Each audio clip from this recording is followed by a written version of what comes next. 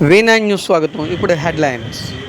ఈ నెల 26ని జరిగే తెలుగుదొండు చర్చా వేదికలో ముఖ్యంగా తెలుగు పాఠ్యాంశాల్లో తెలుగు ఉండాలని తెలుగుదొండు అధ్యక్షుడు సూర్యం డిమాండ్.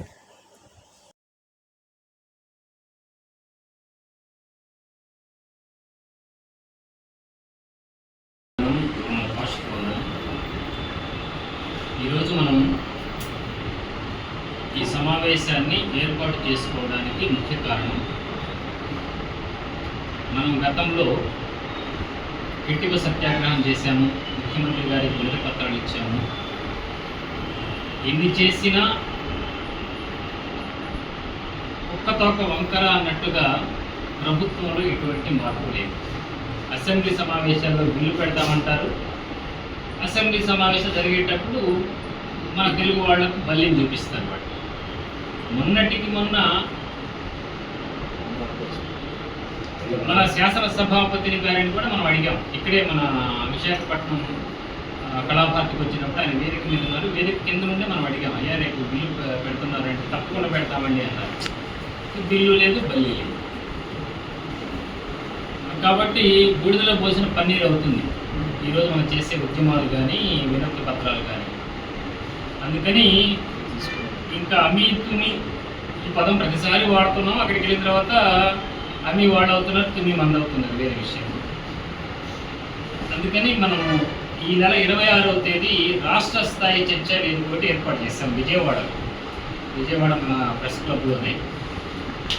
26వ తేదీ ఆదివారం ఉదయం 10 గంటల నుండి సాయంత్రం 6 గంటల వరకు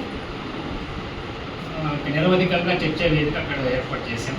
రాష్ట్ర వ్యాప్తంగా ఉన్న పండితులు, కవులు, తర్వాత భాషాభిమానులు, ఈ రాజకీయాలకు సంబంధం లేకుండా చర్చా వేదిక కాబట్టి సహృదయపూర్వకంగా జరగాలి. కాబట్టి అక్కడ ఎవరిని మనం నింద చేయము, విమర్శ చేయము. అందుకని రాజకీయ నాయకులను, ఐఏఎస్, ఐపీఎస్ అధికారులను కూడా ఆ రోజు ఆహ్వానిస్తున్నాం. వాళ్ళు కూడా వస్తామని చెప్పారు. దాదాపు 200 మందితోటి ఆ రోజు కార్యక్రమం జరుగుతుంది.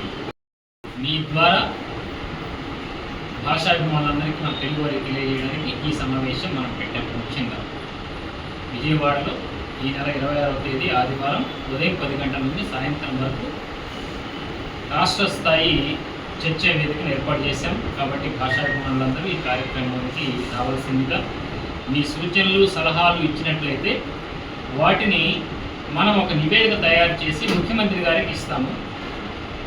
ఆగస్టు 15 లోపల వాళ్ళు మనకు సరైనటువంటి సమాధానం లభించకపోతే ఆగస్టు 15 నుండి మనం ప్రజా ఉద్యమాన్ని మొదలుపెట్టేస్తాం.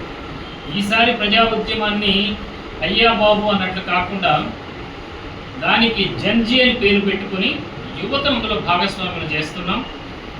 కేవలము భాష గురించే కాకుండా ప్రత్యేక హోదా కూడా అందులో కలుపుకుంటాం. ఈరోజు నిరుద్యోగం ఎలా ఉందో, ఈరోజు విద్యా వ్యవస్థ ఎలా ఉందో వాటిని ప్రజలకు చెప్తాం. ఒక ఉద్యమాన్ని మరో రూపంలో ఇప్పటి వరకు అయ్యా బాబు అంటూ చెప్పుకుంటూ వచ్చాం. ఈ వచ్చేటువంటి ప్రజా ఉద్యమం మామూలుగా ఉండదు. అనవసరంగా మేము అడిగినటువంటి గొంతెమ్మ కోరికలేం కోరలేదు. ఈరోజు కూడా ప్రభుత్వానికి మనం విన్నవిస్తుంది కూడా. ప్రాథమిక విద్యా బోధన మాతృభాషలో పెట్టడానికి వీళ్ళకి ఏం కాడో అర్థం కావట్లేదు. 5వ తరగతి వరకు మనం ఆంగ్లాన్ని వద్దంటం లేదు, దానికి వ్యతిరేకము కాదు. ఆంగ్లాన్ని ఒక పాఠ్యాంశంగా పెట్టండి అని అడుగుతున్నాము. 1 నుంచి 5వ తరగతి వరకు ప్రాథమిక విద్యా బోధన మాతృభాషలో, మన అమ్మ భాషలో జరగాలని విన్నపాలు చేస్తున్నాం. మన విన్నపాలన్నీ ఆ కరకట్ట పాలైపోతున్నాయి, కానీ ఉపయోగం లేకుండా పోతుంది. అందుకని ఈసారి కొంచెం గట్టిగా ప్రయత్నం చేద్దామనే ఉద్దేశం. మనకు ఆగస్టు 29 అలాగే తెలుగు భాష దినోత్సవం, విలువ జయంతి. కాబట్టి చర్యలు తీసుకుంటారని మనం ఆశిద్దాం. లేదు అంటే మనం ఖచ్చితంగా ప్రజా ఉద్యమానికి వెళ్ళాలి. ఖచ్చితంగా మనం అనుకున్నవి భాషాపరంగా సాధించి తీరుతామని నమ్మకం. మీ అందరి సహకారాన్ని అర్థిస్తూ ధన్యవాదాలు.